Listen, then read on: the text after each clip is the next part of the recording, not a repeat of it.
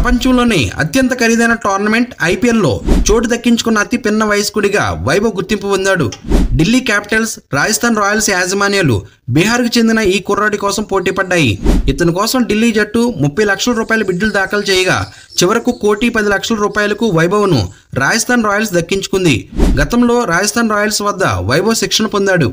బీహార్కు చెందిన ఈ ఎడమ చేతి వాటం ఆటగాడు రంజీ, ముస్తక్ అలీ ట్రోఫీలలో తన రాష్ట్రం తరపున ప్రాతినిధ్యం వహించడంతో పాటు ఇండియా తరపున అండర్-19 అంతర్జాతీయ మ్యాచ్లు ఆడాడు. భారత క్రికెట్లో సహజంగా ముంబై, ఢిల్లీ, బెంగళూరు వంటి నగరాల నుంచి వచ్చే ఆటగాళ్ల ఆధిపత్యం ఎక్కువగా ఉంటుంది. కానీ ఇందుకు భిన్నంగా మారుమూల గ్రామీణ ప్రాంతాలకు చెందిన ఆటగాళ్లు కూడా ఐపీఎల్ కారణంగా అవకాశాలు దక్కుతున్నాయి. సూర్యవంశీ తన 12 ఏళ్ల వయసులోనే ముంబైపై బీహార్ తరపున అరంగేట్రం చేశాడు. రంజీలలో ఆడిన 5 మ్యాచ్లలో అతని అత్యధిక స్కోర్ 41. కానీ కొన్ని వారాల కిందట ఆస్ట్రేలియాపై జరిగిన అనధికార టెస్ట్ మ్యాచ్లో ఓపెనర్గా దిగి 58 బంతుల్లోనే సెంచరీ బాదడం